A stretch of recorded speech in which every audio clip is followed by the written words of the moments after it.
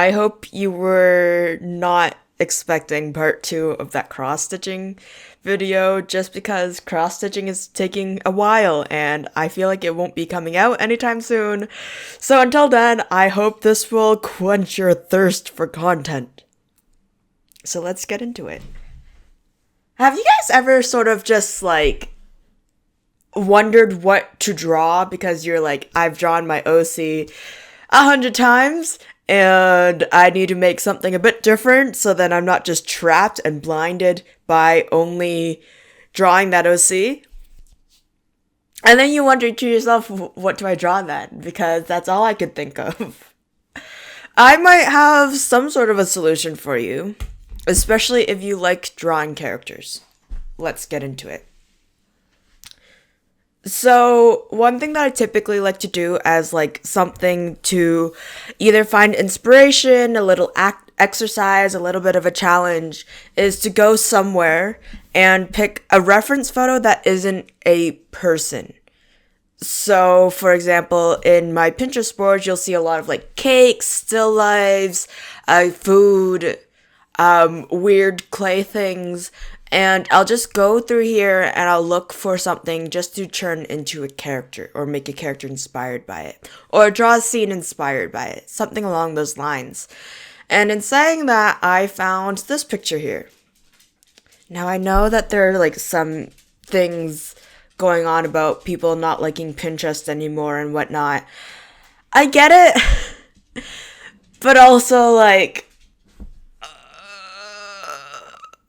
am I going to die from it? Are people going to kill me over it? I hope not. It wouldn't be the way to go. Anyways, so in saying that, I picked a reference and then I started by drawing the reference a little tiny bit in the corner of the sketchbook, and then I start brainstorming ideas. Now, there were some really cool ones. I don't typically like going with the first one that I think about, but like, you just keep drawing until you find a cool concept or a cool pose of sorts and then go from there. And then on top of that, I got to like try different styles and things like, I think Regal era with the puffy sleeves because I thought about a lot of round shapes. And of course, with the crown, it made me think like princess. And I'd like to imagine like there would be a prince with like a bowl cut, very round cut of hair and inspired by this character. And there's like the little crown and whatnot. And he sort of has like the chubby cheeks and just like painted lips. I know, not common for guys, I guess. I don't know. I'm not a historian. I couldn't tell you. Do guys wear lead paints back in those eras? Let me know if you know.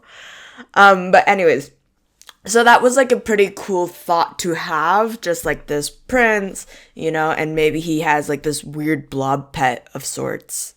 It was an idea. It's a concept. The other alternative was just like this blob thing was actually a plushie and there's like this girl who loves oranges and tangerines, goldfish. Like it just made me think goldfish, tangerines, oranges, and all those things. So like she loves those things and she's just hugging this plushie that she has. And it was a really cute design and I thought it'd be really cool to do like a cyber punk aesthetic, just because like futuristic cyberpunk techie type thing. I just feel like because it's different than what you might assume, like cutesy jelly bean or even like Regency, Regal royalty era. So I thought it was like a different divergent of those two things that I already thought of. And then because of that, I decided that why not just draw this in the sketchbook and see how I feel. So I did the little thumbnail for it and like tried to come up with some ideas. And then once that was done, I went for the actual drawing. And even though it's not like a belted out, like anything you've seen on the channel type thing, it's just like a very simple, plain drawing. I thought it really got the point across as to what I wanted, and then in the future I could come back and revisit the character and whatnot and flesh it out a bit more. But that's sort of like the way that I like to break into drawing different characters and like doing different character designs.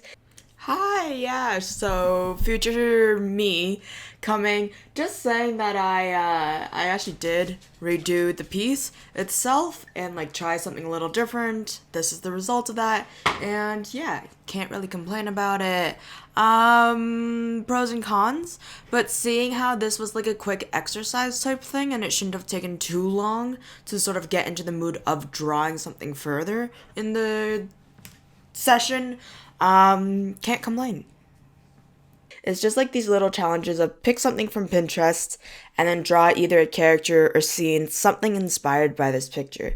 So, yeah, I hope that really like inspired you guys to try something a bit new. If you're stuck, especially in like art block or something like that, it's nice to try different challenges like 3 color challenges, limited color palette challenges, pose challenges, and something like this where you take reference photos and just transform it into a character. Maybe you want to transform it into a landscape, a piece of sorts, those types of things. Even like I think in the future to take one of these like cakes and something and put it into a scene that's suiting might also be very cool in the future. But yeah, and then eventually I want to maybe try and turn this into a more digital piece or a more rendered out piece, figure that lore out a bit more. But for a warm up, that's basically how I like to sort of go with brain exercises and step out of the usual comfort zone. And especially because I've been really locked in on one specific character, that this was a nice break from the character and that storyline, and it gave me something new to put in the sketchbook. So I'm very pleased with that. I hope you guys had fun. I hope you guys will come along with me in the future to draw, be inspired, and to see what I'm up to, I guess. Thank you guys so much for watching. I hope you guys also stay safe, stay hydrated, and just have a wonderful day. Bye.